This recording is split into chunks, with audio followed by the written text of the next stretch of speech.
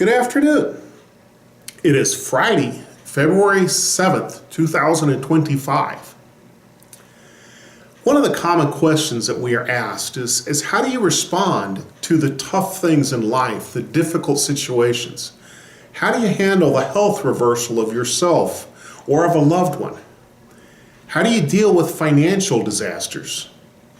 What happens if you're the victim of a natural disaster or a victim of a heinous crime?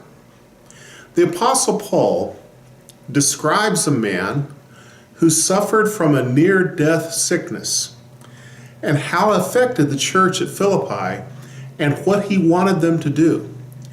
In Philippians chapter 2, verses 25 to 30, and I'm reading from the New Living Translation, second edition, it says, "Meanwhile, I thought I should send Epaphroditus back to you. He's a true brother, a co-worker, and a fellow soldier. And he was your messenger to help me in my need. I'm sending him because he's been longing to see you. And he was very distressed that you heard he was ill. And he certainly was ill. In fact, he almost died. But God had mercy on him and also on me, so that I would not have one sorrow after another. So I'm all the more anxious to send him back to you, for I know that you will be glad to see him, and then I'll not be so worried about you. Welcome him in the Lord's love and with great joy, and give him the honor that people like him deserve. For he risked his life for the work of Christ, and he was at the point of death while doing for me what you couldn't do from far away."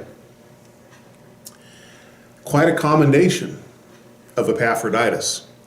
He calls him a true brother, not a false brother or a half brother, but a true brother. A co-worker. That's not a compliment Paul handed out lightly. He had few people who he called co-workers. And he called him a fellow soldier, understanding that in the army of God he was working and risking with Paul. Then he describes that he was your messenger to help me in my need. What that means is the Philippian church had chosen Epaphroditus to be their trusted messenger who would carry the funds that they had raised to help Paul to Paul in his ministry. And in those days, they couldn't just write a check or do an electronic transfer. If they wanted to send money to help a missionary, they had to pick someone they trusted who could carry the money and carry it all the way to where the missionary was. And that's what they did with Epaphroditus, and they trusted him to handle their finances and carry those funds for him to help out Paul. And Paul says, well, what I'm going to do is I'm going to send him back to you. And send him back because he really, really wants to see you again. He'd been ill. He'd almost died, in fact. And Paul recognized that it distressed the Philippian church, and Epaphroditus was worried about how the folks were thinking about him. So I'm going to send him back to you. He says, fortunately, God had mercy and spared him. And God had mercy on him and spared him.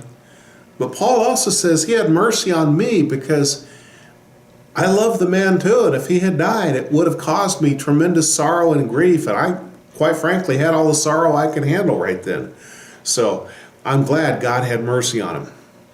And he says when he gets back there, his presence with you will alleviate our worries about each other. He'll tell you about me, and he'll comfort you guys, and that's good. But Paul says, here's what I want you to do. I want you to welcome him and give him honor. Give him the honor he deserves. What a beautiful way that is to treat other people, to welcome them and to give them honor. May we choose to give the right people honor this week and welcome those we see that we're glad to see. God bless you.